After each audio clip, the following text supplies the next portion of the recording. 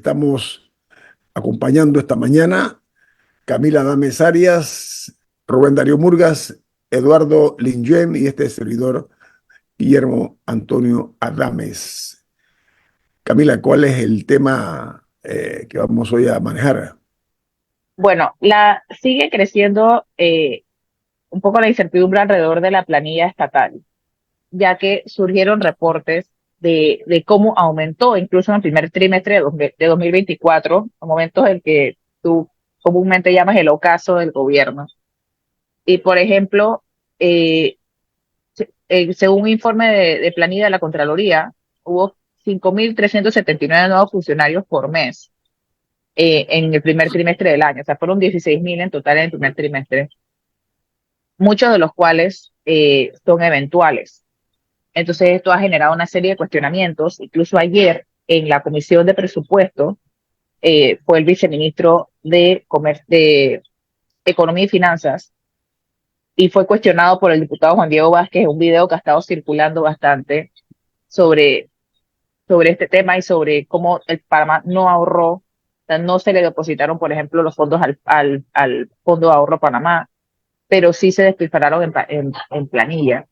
Y de hecho, ayer estábamos conversando en este programa con el doctor Rodrigo Noriega un poco sobre qué se puede hacer con este tema, porque al final del día no es tan sencillo como decir que, bueno, todo el mundo para su casa, eh, pero al mismo tiempo sí está fuera de control la planilla. Entonces pongo ese tema sobre la mesa. Lo que se haga o no se haga tiene una indudable trascendencia política y hay que tomar incluso, a mi juicio, decisiones de alto riesgo, porque nuestro país primero que todo necesita estabilidad, ahora que hay una transición de gobierno. Y uno de los retos o de los principales, digamos, desafíos que tiene la administración saliente es buscar la manera de sanear lo más posible lo que son las finanzas del Estado de cara a la opinión pública, porque eh, hay algunos funcionarios que se saltaron la línea roja y lógicamente pues tiene que haber mucha preocupación, porque ya el tiempo que falta para el cambio de gobierno se está cortando cada vez más rápido. Entonces, algunos funcionarios no supieron separar el trigal o el trigo de la paja en algunos compromisos y esos polvos traen estos lodos. Y se me ocurre pensar que van a ir saliendo muchísimas cosas más en el presente y en el futuro. Diga, Camila. No, y es en varios niveles, o sea, ocurre en el gobierno central, pero también vimos estos casos en la alcaldía de Panamá. Por ejemplo, hubo un gran cuestionamiento al aumento en el número de directores, el aumento del salario de los directores y también el aumento de la planilla en momentos en que la ciudadanía no percibía que se estaban haciendo grandes proyectos, porque el problema no es que la planilla aumente, el problema es si está aumentando de manera justificada, o sea, si se está cumpliendo con brindar un servicio, brindar más servicios a la población, eso justificaría un aumento en la planilla, o si hay proyectos importantes, no sé, líneas del metro o construcciones de cosas, obviamente, o quizás si hay nuevas entidades que brinden más servicios. El problema es que la gente no se siente atendida y al mismo tiempo ve este aumento. Entonces, ese es un poco el quiebre que hay. Y también el hecho de que esté pasando tan cerca de que este gobierno se vaya y que ocurrió en época electoral, que fue una de las acusaciones que hizo el diputado Juan Diego Vázquez sobre si estas personas estaban siendo contratadas para hacer campaña o para invitar a la gente a que votaran por el gobierno de turno. Sí, yo Y creo peor, que Camila, las justificaciones que surgen cuando dicen que una depuración generaría un colapso.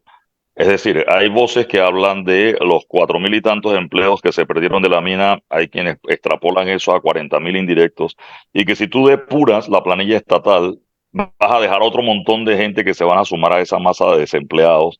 Lo ponen como una excusa, es decir, no podemos votar a la gente porque si no va a haber un montón de gente sin trabajo en la calle. Vamos, a mí la excusa me parece hasta macondiana, ¿no? Pero tener que tener a la gente empleada en el gobierno solo para evitar que sean desempleados, vamos, disfrázalo, ponle mejor que sea un subsidio al desempleo y págales la plata como hay en otros países por esas cosas, ¿no? Sí, ahora no, y un poco lo que hablábamos ayer con el doctor Noriega es que el Estado no tiene Sí, la obligación de brindar empleo, el Estado tiene la obligación de gracias. brindar servicios y de resolver problemas. Entonces, y para eso contrata gente. Y por ejemplo, yo una de las propuestas que yo decía, que lo leí un caso de estudio de un país que no revisé, pero creo que es Sudáfrica, es que hubo pero fue a nivel local, lo que hicieron fue que redistribuyeron tareas, o sea, crearon proyectos, en vez de votar a todo el mundo, lo que hicieron fue que crearon Sí, proyectos comunitarios y dijeron a la gente, o te sumas al proyecto o te vas, pero te doy la oportunidad de que bueno, no sé, cortes hierba se o lo que transformó. sea. La otra Sí, Rubén. forma, o la que dijo el doctor Noriega, es que entonces que el Estado doble turno, que en vez de que todo el mundo salga a las 3 que tengas a una gente de 7 a 3 y a otra gente, por lo menos en instituciones que brindan servicio y que la gente necesita ir a hacer trámites, etcétera, y que bueno, haz un doble turno. O unos salgan a las 2 o a las 3 y entonces entra otro turno y que se queden hasta la noche. Y así, Es que hay cero no sé, eficiencia, ¿no? sí, o sea, pero de brindar servicio. pero yo pienso que de El cara, Mura también tenía algo que decir. no, permiso, yo creo que de cara a las elecciones recién transcurridas, lo que se vio fue una rapacidad política y sobre todo una falta de ideas por parte del alcalde saliente. Esos nombramientos no se compadecen con la labor que desarrolló la administración alcaldicia en manos del señor Fábrega. Lo estamos diciendo desde antes de que se dieran las elecciones, lo decimos hoy, y seguro estoy que el tiempo, que es muy sabio, se encargará, a mi juicio, de mostrar qué fue lo que ocurrió en ese sentido en el municipio y distrito capital, que es el más grande del país, porque ahí se dilapidaron recursos en cantidades industriales. Diga, don Rubén. Bueno, es que hay obras que se justifican en Panamá.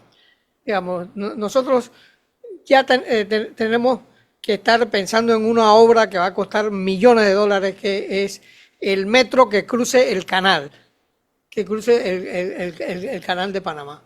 Es una obra que tiene que darle vida a la parte del interior, que se ha ido a vivir a Raiján, pero que trabaja en la ciudad de Panamá.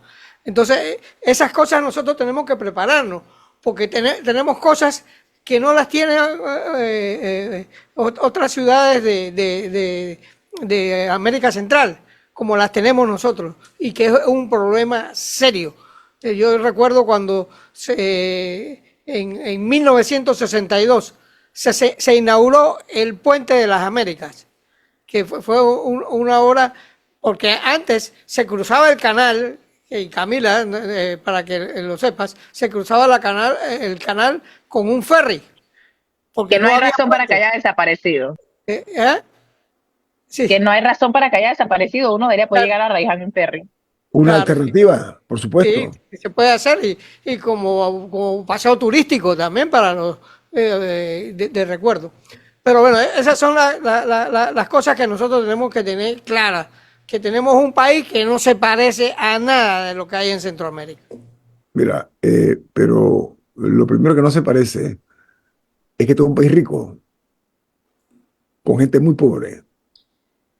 En la situación real aquí es que la cultura de la legalidad se perdió por la codicia de no pocos. Esa es la realidad de esto, ¿no? Porque incluso la poca seriedad que en el caso de la alcaldía se vio, se fue madurando poco a poco al punto que era como una fruta que estaba a punto de caer. Y se recurrieron a trucos semánticos en algunos casos para tratar de justificar los excesos cometidos en el municipio capitalino. Yo creo que el nuevo burgomaestre, como se le llama a la alcaldía, tiene mucho trabajo que hacer en cuanto a hacer una revisión. No estamos hablando que hay que buscar ahora arrasar con todo. Hay ahí muy buenos funcionarios. Lo que yo sí creo que hay que hacer una poda, no únicamente en la alcaldía, sino también en otros sectores del gobierno, porque esa es una aspiración lejana que tenemos todos. Buscar quedarnos con las personas que son verdaderamente eficientes, que cumplen con su compromiso como servidores públicos. Y nosotros, los ciudadanos que pagamos impuestos, somos los jefes de ellos. Aquí hay que comenzar ya a mirar eso. O sea, nosotros le pagamos y el que paga es el jefe. Entonces, el pueblo, la ciudadanía, tiene que evitar más deslices, como ha ocurrido hasta ahora, donde ha imperado lamentablemente, impera la incapacidad de algunos casos. Pero yo pongo un ejemplo. En la capital de la República de Panamá le faltan parques, por poner un ejemplo. Usted ve cualquier otro tipo de capitales en el continente y hay áreas verdes donde la gente puede caminar. La falta de arborización en la capital, aquí el sol nos consume, faltan árboles en la capital de la República, tantas cosas que tenemos que ver con seriedad y que la nueva administración tiene el reto de darle un giro muy marcado a lo que hasta ahora ha sido la propuesta de alcaldicia. Viene más. Esto es En Perspectiva, un programa para la gente inteligente como usted. La administración municipal en la capital de la República está llena de claroscuros, lamentablemente. Eh, Hay que entender que no estamos hablando de que se hagan obras faraónicas, no, no, no, cosas que sean prácticas, que sean útiles, que sean de beneficio común, porque hay que entender, y esto hay que cambiar ese chip, como dicen, que los países no se gobiernan solo con política, hay que cambiar esa mentalidad. Las carencias de la capital de la República, de la ciudad capital, están latentes. Y creo que Eduardo quería comentar sobre ese tema. Adelante, Eduardo. Yo creo que la falta de espacios públicos es, vamos, latente. Es inaceptable que gente de Mañanita, gente de Chilibre, tenga que venir un domingo hasta la cinta costera en Panamá, en el centro de la ciudad, para disfrutar de un espacio público. Vaya a la cinta costera y usted se va a encontrar gente, no solo del Distrito Capital, gente de Arraiján, gente de La Chorrera que viene hasta la cinta costera o a la calzada de Amador porque son espacios públicos. Yo he reclamado dónde está la cinta costera o el Causeway de Amador de la gente de Tocumen. ¿Dónde está la cinta costera para la gente de Chilibre? Estuvo el proyecto del Parque Norte, que todavía la alcaldía anterior se la pasó a Fábrega, y Fábrega que sí, que estaba, no estaba, y ha sido un enredo y eso no se conoce para la gente. Pero la propia alcaldía, que ha reclamado otras veces espacios públicos que no administra, Parque Omar, por ejemplo, que lo administra el despacho de la primera dama, cinta costera que la administra el MOP, calzada de Amador que la administran la unidad de bienes revertidos, que creo que es del MEF, frente a la alcaldía que debiera administrarlos. Pero la alcaldía tiene espacios públicos y ahí está la peatonal. Ese tramo de Avenida Central en la 5 de Mayo y el Parque de Santana es un espacio público con edificios bonitos que, si se verifica el tema de la fachada, una reglamentación, etcétera, se acomoda y es un espacio público bonito. Ah, pero tienes a los buhoneros, tienes a los adoquines que ya se han hundido, hay que ponerlos, o sea, todo ese tema no se ha arreglado. Entonces, ¿cómo una alcaldía puede reclamar espacios públicos que administran otras instituciones cuando el espacio público grande que tienen ellos no lo han podido arreglar? Hubo que cerrar la fuente de la Plaza 5 de Mayo, ya no hay fuente. Han arreglado, a cada rato veo la de Villa de las Fuentes, que eran tres, de esas tres quedó una sola, la prenden, la arreglan, se roban las piezas, hay un tema con los piedreros allí, entonces vamos, hay una ineficiencia en la administración alcaldicia cuando a veces se reclaman esos espacios públicos que debiera ser prioridad para los alcaldes, ¿no? Pero al mismo tiempo creo que esa no es razón para no dárselos y luego no hacerlos rendir cuentas sobre el mal estado. O sea, Ujú. no me parece que eso debería ser la razón para seguir promoviendo un desorden administrativo Sí, que sigo no creyendo que debería deben ser las ser. alcaldías, ¿eh? Sí. Ajá, o sea, creo que así como tenemos que cambiarnos el chip todos y tenemos que comenzar a exigir más en nuestros gobiernos locales.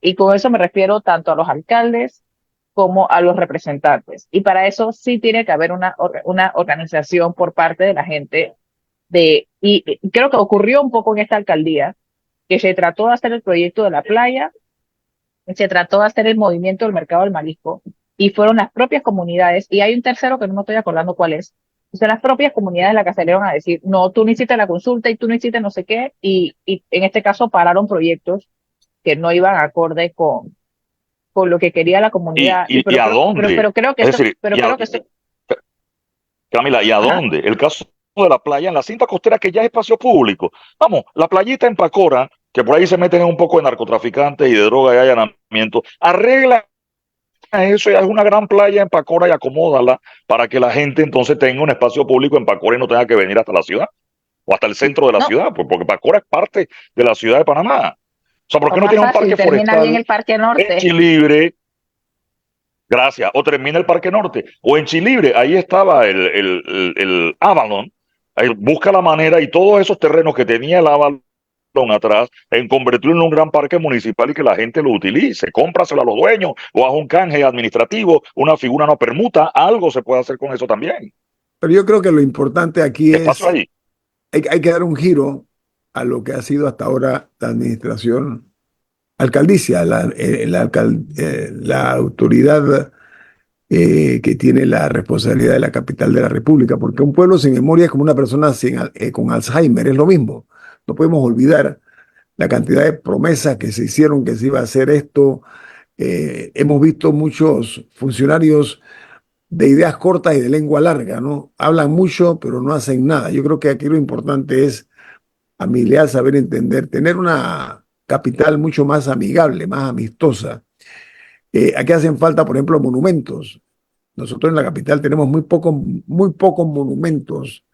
Realmente son una Bueno, cosa. parte del problema es que tenemos, pero están mal cuidados. Nicaragua No, Alvarado un momento hizo un trabajo sobre eso. no olviden. Eh, no, cuando uno se pone a contar, la cantidad de estatuas, etcétera, que hay, creo que la gente quizá les pasa por enfrente y ni No. siquiera las registra. Si lo comparamos con otras capitales, aquí hay muy poco monumento. Aquí realmente es una pena que no se haya hecho eh, un análisis, un inventario de estas cosas. Entonces, cuando yo insisto en que vemos otras ciudades donde vale la pena caminar, porque primero que aquí el clima conspira para caminar, pero si aquí se hubiera pensado con las luces largas, se hubiera arborizado la capital de la República, mira, hubiera sido una Oye, y capital. hay cosas que no se van a ver por un tiempo. O sea, si decides arborizar hoy, no lo vas a ver. O sea, No, puede que de eso se beneficie no, la ciudadanía en la próxima administración. no, O sea, la gente tiene que tener paciencia para algunas cosas también. no, aquí hay que comenzar. Con ese cuento se han ido largo, de que bueno, no lo voy a ver en mi administración. No, si esto no es para que la vea tu administración, tiene que darse el paso. Mira, uno de los árboles más bellos que hay aquí en la patria de nosotros, en la tierra nuestra, es Guayacán. Imagínense usted un escenario donde se dote de mayor cantidad de guayacanes en la capital de este país. ¿Ustedes se imaginan el espectáculo que eso sería, por poner un ejemplo? Un Yellow Blossom. Exacto. ¿Saben dónde hay bastantes? O sea, pero es que tiene que ser un proyecto. Por ejemplo, uno va por el corredor norte hace un par de semanas y uno veía una gran cantidad de guayacanes. Eso tiene que ser un proyecto que se hizo hace 20 años. Oh, y creo que es parte del parque. El tema, Camila, es que también intervenimos, nos enamoramos de algunas zonas. A ver, ¿por qué caminar? Y hablando, Guillermo, de la arborización. Caminar por vía argentina es mucho más fácil que caminar por la 12 de octubre. ¿Por qué? O sea, la avenida, una avenida de 4 carriles, un bulevar con isleta en el medio, etcétera. ¿Por qué la 12 de octubre no está arborizada como está la vía argentina? ¿Y qué pasó aquí en Panamá? En la administración anterior a esta, la metimos la mano a la vía argentina. Vamos, quedó bien y quedó bonita, pero la vía argentina estaba bastante bien. Y yo no niego que quedó mejor, sí. Pero hay otros espacios de la ciudad. ¿Por qué no hicimos eso en Río Bajo? ¿Por qué no hicimos eso en Pedregal? ¿Por qué no hicimos eso en la 24 de diciembre? Es decir, tenemos una gran ciudad, el distrito capital llega hasta Chilibre, el distrito capital llega hasta San Martín, y nosotros arreglamos la vía argentina. Vamos, quedó bien. Sí, se acomodó la acera, se le puso el piso para las personas, ¿cómo le llaman? Podotáctil, todo lo que tú quieras, se restringieron los estacionamientos, perfecto. Pero ¿por qué la 12 de octubre no se puede caminar? Imagínese que usted va al diario La Prensa o a Medcom en la 12 de octubre. Caminar de ahí a la estación del metro, que es una, no sé cómo se traduce, distancia caminable, walking distance, en cualquier lugar del mundo. En Panamá la gente se baja del metro a coger un taxi para ese kilómetro. ¿Por qué? Porque el sol, la lluvia, etcétera, y no puede. Cuando esa vía pudiera estar arborizada y fuera como caminar por la avenida Ramón Arias, ahí en el área del Carmen, Camila, o No, caminar por la y te avenida agrego, Argentina. Te lo digo porque yo caminaba por el Carmen todos los días cuando iba para la universidad, sin problema. ¿Por qué? Porque era una vía arborizada. Las aceras malas, pero era una vía arborizada. No, y te agrego que, y por eso insisto, no todo es el alcalde. Los representantes de corregimiento, pienso que deben, si no lo tienen hoy en día, deben tener un rol un poco más agresivo en el Proactivo, desarrollo de sus proactivo. comunidades. Al final, ellos participan en el Consejo Municipal, participan en el diseño de los planes, en la aprobación de los presupuestos, y siento que a muchos quizás se les ve como un cero a la izquierda, o mucha gente, yo me di cuenta en las elecciones, mucha gente ni siquiera sabe cómo se llama su representante de corregimiento actual. Entonces, hay que empujar porque eso cambie, porque un buen representante de corregimiento puede hacer la diferencia. Total. Eh, y deben tener mayor, más voz para empujar por el desarrollo de sus comunidades también. Lo que pasa es que Y las comunidades también tienen que aprender a exigir, perdón, no aprender a exigir, tienen que organizarse mejor la realidad, para exigir. la realidad, la brutal realidad, ¿cuál es? Los diputados han torpedeado su propia responsabilidad. Son más representantes de corregimiento que diputados. Es la realidad. Los diputados absorben toda la posibilidad de que los representantes cumplan con su rol. Ellos tienen que caracterizarse ya los representantes de exigir el espacio que les corresponde, porque los diputados, en lugar de estar en la asamblea, se la pasan visitando su comunidad para hacer política desde el día uno. No ha pasado la elección cuando ya están haciendo política. No, y yo Además, soy de la opinión de que no todo tiene que ser iniciativa del gobierno. O sea, las comunidades mismas también se pueden organizar, pueden hacer un plan y proponérselas al alcalde o proponérselo al representante de corregimiento o hacerlo entre la misma comunidad. Hay cosas que sí se pueden hacer a nivel comunitario, obviamente no temas necesariamente estructurales, para mejorar las condiciones en la comunidad. Y yo personalmente empujo mucho por eso. lo que pasa es que, lamentablemente, O sea, no todo tiene que ser iniciativa de un alcalde, es lo que estoy tratando de decir. A veces hay, las comunidades saben lo que necesitan primero. hay problemas institucionales en este país. Hay que comenzar por lograr que los funcionarios entiendan cuál es su rol, cuál es su responsabilidad, cuáles son sus compromisos. La cosa comienza por ahí. Porque si lo vemos objetivamente, para mí una aberración, lo que tú decías, Eduardo, o sea, cómo se fue peleando el espacio del Parque Omar, por ejemplo. O sea, entre otras cosas, ¿no? Que se pensó más políticamente que con la voluntad real de convertir ese espacio, que por cierto se ha quedado chico, con la cantidad de personas que van allí desde hacer ejercicio como a pasar un rato de familia. Mira, Y lo yo más veo, por grande es ejemplo, que es totalmente gratis, Guillermo. Eso claro, es lo grande que se hizo con el Parque Omar, que sí, no se cobra. Y pero es una de las cosas buenas que tiene Panamá.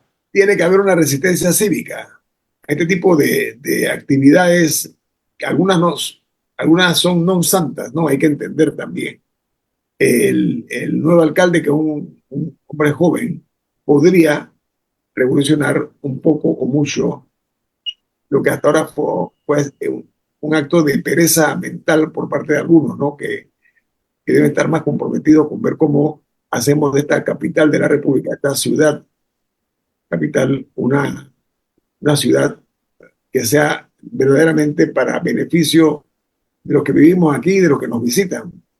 Porque aquí se habló de la cinta costera, pero es cierto lo que dice tú, Eduardo, la cinta costera es un respiro, un desahogo para los que menos tienen y para los que tienen también. O sea, tiene una presencia de miles de personas, miles y miles de personas. Es otro sitio que hay que arborizar también, la cinta costera, hay que meterle más árboles. Ahora, Apostemos Guillermo, nosotros con sentido común. Vamos al corte comercial. Esto es En Perspectiva, un programa para la gente inteligente como usted. Amigos, se advierte ya así en lontananza, ¿no? Que se acercan los brillosos cuchillos largos, la noche de los cuchillos largos. Ahora va a llegar el momento, así como un arranque trepidante de los malquerientes y los aplaudidores de muchos políticos, de los que se equivocaron, de los perdidosos, de los derrotados, se me ocurre pensar que como costumbre ya es un reparto de culpas ad hominem, o sea, una manera de echarle el muerto a terceros. Pero el problema es que en su momento faltaron las gafas necesarias para ver la realidad cuál era.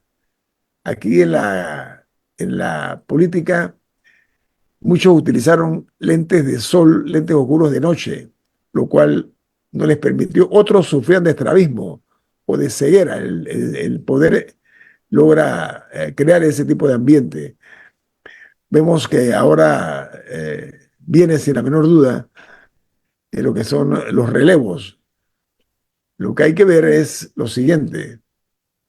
No únicamente tiene que ver con los líderes, con lo que son los presidentes de los partidos, tal cual los CEN, hay otras responsabilidades también que son parte de la derrota del partido. No importa que se quiera nada más concentrar en un sector, en un área. Lo que sí es cierto es que los partidos políticos tienen ya que renovarse, sin la menor duda. La manera como pierden la Asamblea de Diputados por el rencor que tenían hacia la sociedad que la ignoraban, estaban gobernando nada más para un grupito, no para sus correligionarios, pero sobre todo lo que ha ocurrido en la Asamblea es una señal demasiado fuerte. Y aquí lo veníamos diciendo nosotros. Busquen los videos de este programa y van a ver las veces que nosotros mencionamos que se venía el pase de facturas por los excesos que cometieron. Tenían la Asamblea, ahí se rendía culto a la forma más clásica de malbaratar el dinero ajeno. ¿Ok? Hasta que llegó un momento que los ciudadanos entendieron que el poder lo tenían ellos en la mano, en las urnas, y pasaron factura. Si esta lección no la aprenden, seguirá el colapso de la política tradicional y la necesidad de despolitizar los órganos del Estado ya se dio con esto que ha ocurrido. La juventud, decíamos nosotros en su momento aquí, esto es lo que tienen buena memoria, estoy seguro que son la mayoría que escuchan este programa, decíamos, estos excesos cometidos van a pagar la cuenta, y la pagaron. Ah, que nada más Varios vieron fueron, la muerte de cerca. La pregunta es si aprenden algo de eso.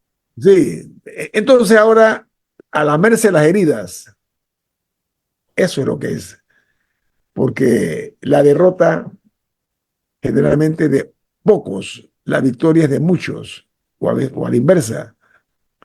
Entonces, hay que hacer un alto y analizar el relevo que va a venir, sin la menor duda, a mi juicio, en los partidos tradicionales. Ahí se va a Pero la ver pregunta es si va a ser relevo o si va a ser el retorno de figuras. el retorno de los dioses de pies de barro, ¿no? Aquí se vendió la teoría de un liderazgo que al final del día fue errático, ¿o no, Eduardo? A ver, yo creo que aquí hay varias derrotas importantes. El PRD es una de las más dramáticas, sin embargo, el PRD tiene la excusa o podrá echarle la culpa al gobierno. Es decir, el gobierno usualmente es castigado en la elección que sigue. Entonces, como bien dice Camila, ¿va a venir un relevo o va a haber un retorno? Por ejemplo, yo estuve el programa el domingo con Pedro Miguel González. ¿Pedro Miguel González es relevo o es retorno? Él ya fue secretario general del PRD. Hoy o ayer escuchaba las declaraciones de Mireya Moscoso. Si es Mireya Moscoso la que regresa a la dirección del partido, ¿es relevo o es un retorno, como bien explicaba Camila, de figuras anteriores? En el caso de Cambio Democrático y del Partido Panameñista que hicieron alianza, creo que esa pérdida también puede ser, de hecho, hasta pudiera, si la vemos con detalle, más estrepitosa, porque ellos no tienen la excusa de un mal gobierno. A diferencia del PRD, el PRD tiene la excusa del mal gobierno y tendrán que renovarse y tienen la excusa del castigo.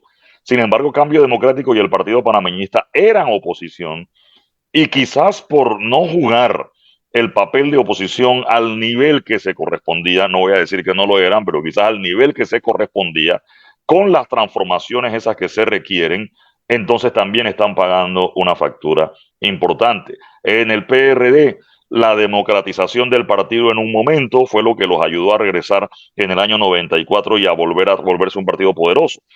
Ahora reservaron curules, reservaron un montón de puestos de elección, eso a la gente no le gustó, pero es que el propio PRD, por su tamaño y su volumen y la falta de formación política, también llegó un momento en que las propias primarias le hacían daño, porque cada vez que terminaba una primaria, había que recoger una cantidad de muertos y heridos a nivel interno que el partido parecía que se autolesionaba en vez de fortalecerse con las primarias. Ellos tendrán que revisar cuál es su camino, que pareciera que el de las primarias internas para todos los puestos no es. Entonces, el ejercicio es interesante. Es como perder peso y ganar músculo. Queremos partidos grandes en Panamá, o los partidos tendrán que pensar, bueno, partidos más chicos. El desgaste que han tenido los partidos políticos y la satanización que tienen. RM ganó, es un partido nuevo, eso lo tengo en duda, porque si bien es cierto es un partido nuevo, que en su primer intento, en papel por es eso te nuevo. digo, en papel es nuevo, en su primer intento batea de hit, pero es un partido que viene de una disidencia de cambio democrático y donde todos sus protagonistas son políticos viejos, o avesados, o experimentados, tú sabes, no es una nueva política la de RM, o sea, y tiene las mismas prácticas de los partidos de siempre. Entonces, yo creo que el mensaje que yo comparto en parte lo que dice Guillermo, hay otra parte que no.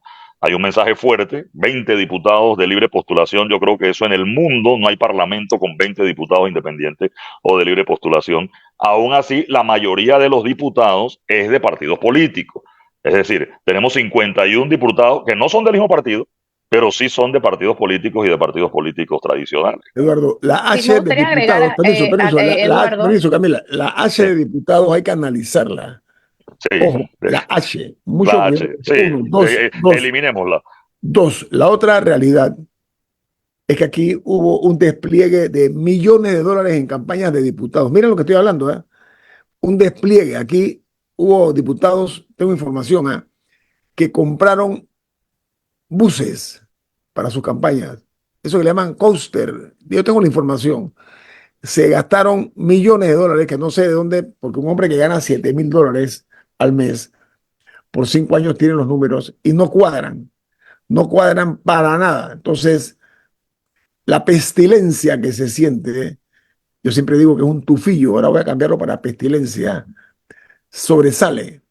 Y ahí esto va a dejar como consecuencia lo que estamos viendo. Era predecible para los que estaban fuera, los que estaban dentro nunca lo vieron y miren cómo fueron arrollados como un camión 10 ruedas Ahora, por un ¿cómo grupo de no lo muchachos. vieron, Guillermo? Esa es la parte Sí, que hace sí, 6 meses, hace 7 meses, uno preguntaba, no sé cómo traduce esto, Camila, nadie ve el elefante en la habitación. O sea, eso en diciembre era evidente. no, la negación es muy fuerte, Eduardo. sí, no, Verdaderamente casi clínica, diría no, yo. pero rugían de arrogancia y de prepotencia. ¿No recuerdan ustedes estos pelados? Ujú. Pelados. Miren dónde están ahora, Sí, sentados ahora, donde eso ustedes estaban antes. justo por esa línea, me gustaría sumar al análisis que sí tengo una gran intriga sobre qué va a pasar con dos fuerzas políticas en los próximos 5 años de miras al 2029. Uno, vamos, que no, que, o sea, que es, ellos mismos decidieron no inscribirse como partido, sino que se llaman coalición, vamos. Pero, o sea, está atado por buenas intenciones y organización orgánica, por decirlo así, pero hay que ver qué deciden hacer de cara al 2029. Si ese momentum se puede mantener, si se van a transformar en otra cosa o cómo se vería.